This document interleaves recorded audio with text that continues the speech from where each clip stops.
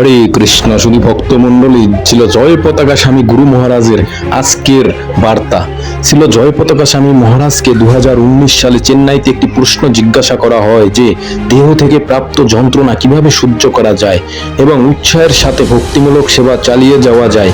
এই প্রশ্নের উত্তরে মহারাজ এক পর্যায়ে উল্লেখ করেছেন কিছু ভক্তরা তা করতে পারে এবং তা নির্ভর করে আপনি গুরুদেবের প্রতি কতটা কৃতজ্ঞ এবং ভগবান শ্রী গৌরাঙ্গ বা কৃষ্ণের প্রতি আপনি কতটা আসক্ত। মহারাজের এই উক্তি থেকেই বোঝা যায় যে গুরুদেব ও কৃষ্ণের প্রতি তিনি স্বয়ং কতটা কৃতজ্ঞ ও শরণাগত। তার দৈনিক দিনলিপি সেই সাক্ষ্যই বহন করে। আজ তাকে খুব সকালেই ডায়ালিসিসের জন্য যেতে হয়েছে, তাই তিনি শুধু হাতের ব্যায়াম, বুকের ব্যায়াম এবং কণ্ঠের থেরাপি নিয়েছেন। তিনি ডায়ালিসিসের সময় কিছু জরুরি ব্যবস্থাপনাগত ইমেল শুনেছেন এবং উত্তরগুলি প্রদান করেছেন। আজ তিনি চেন্নাইয়ের উদ্দেশ্যে রওনা হচ্ছেন। ভারতীয় সময় রাত প্রায় 10টার দিকে পৌঁছানোর কথা ছিল, তবে কিছু কারিগরি সমস্যার কারণে ফ্লাইটটি প্রায় 1 ঘন্টা দেরিতে উড্ডয়ন করে, তাই তিনি চেন্নাইতে অবতরণ করেছেন ভারতীয় সময় রাত 11টা 10 মিনিটে। যদিও মধ্যরাত পেরিয়ে গিয়েছে, বিমানবন্দরে অনেক ভক্ত তাকে স্বাগত জানিয়েছেন। ভক্তদের দেখে তিনি অত্যন্ত খুশি হয়েছেন। ভারতীয় সময় রাত 1টা 15 মিনিটে তিনি বাসভবনে পৌঁছেছেন। ভক্তরা কীর্তন এবং ফুলের রঙ্গোলি দিয়ে তাকে স্বাগত জানিয়েছেন।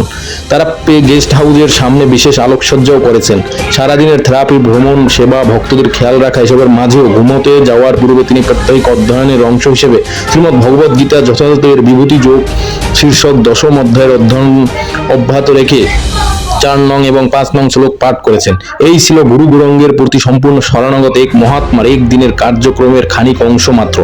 আসলে যেমনটা আপনারা সকলে অবগত আছেন, এই মুহূর্তে মহারাজ শারীরিকভাবে অনেকটা কঠিন পরিস্থিতির মধ্য দিয়ে যাচ্ছেন, কিন্তু তবুও তিনি নিরবচ্ছিন্নভাবে ছিল প্রভুপাদের প্রতি তার প্রতিজ্ঞা রক্ষায় বদ্ধপরিকর। প্রতি মুহূর্তে মহারাজ তার আচরণের মাধ্যমে পরমেশ্বর ভগবান শ্রীকৃষ্ণের নির্দেশ এবং ছিল প্রভুপাদের শিক্ষাকে আমাদের মাঝে প্রচার করে চলেছেন। তাই অনুগ্রহ করে পরমেশ্বর ভগবান শ্রীকৃষ্ণ এবং ছিল প্রভুপাদের কাছে আপনারা আন্তরিক প্রার্থনা নিবেদন করুন যাতে মহারাজ পূর্ববৎ তার শক্তি সামর্থ্য ফিরে পান এবং শিল প্রভুপাদের উদ্দেশ্যে তার বিভিন্ন সেবা চালিয়ে যেতে পারেন। এ লক্ষ্যে আপনারা অতিরিক্ত জপ, নৃসিংহ কবচ পাঠ এবং 8 বার তুলসী পরিক্রমা চালিয়ে যান।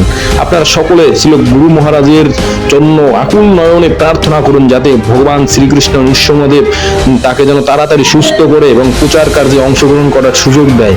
সবাই এই ভিডিওটি শেয়ার করে সকলের মাঝে ছড়িয়ে দিন যাতে সবাই এই খবরটি জানতে পারে। হরে কৃষ্ণ। আর গুরু মহারাজের সকল ধরনের খবর পেতে আমাদের